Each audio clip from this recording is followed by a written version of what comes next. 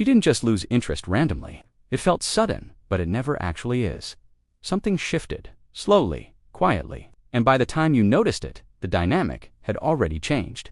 At the beginning, everything felt effortless. She replied quickly. She leaned into conversations. She asked questions. She showed curiosity without hesitation. And you didn't analyze it because it felt natural, like things were just working without effort. There was no pressure, no second guessing. But then, something subtle started to change.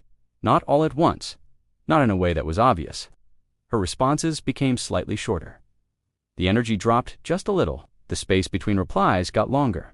And once you noticed it, everything changed. Because now you were aware. And awareness is where most people lose control.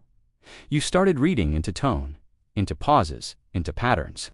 And without realizing it, your behavior began to adjust. You leaned in a little more. You replied a little faster.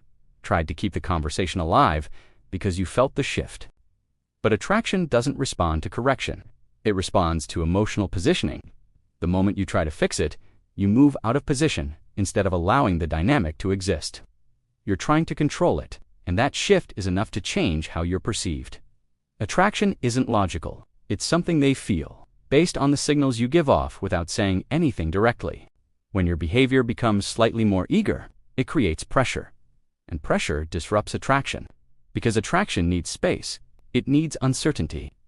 That feeling of not fully knowing where things are going, that's what creates curiosity.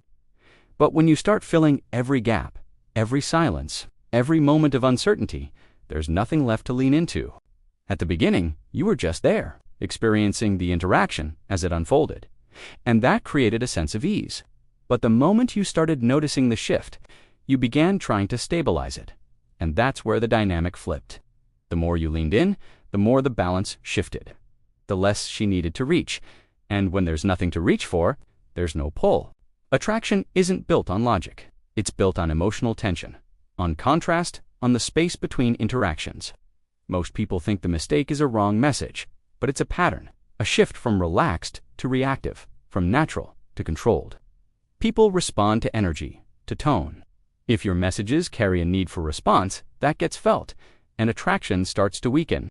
Attraction thrives when your emotional state is self-contained. When you're not dependent on how she responds, that stability is what keeps attraction alive, one that doesn't chase, doesn't overextend, doesn't try to force outcomes. So what actually works is counterintuitive. When you feel the shift, instead of leaning in, you hold your position. You allow the space to exist. Because that space is what resets the dynamic and reintroduces uncertainty and curiosity. Grounded behavior is what stabilizes attraction. .com/steady. Unaffected, not distant, just not overinvested. That's what makes her think about you when you're not there. The gaps, the absence. That's where attraction builds. You can't force interest, but you can stop doing the things that remove it by handling the moment when things start to change. The moment you stop trying to control it, that's when things start to shift again. And that's the real control, controlling yourself.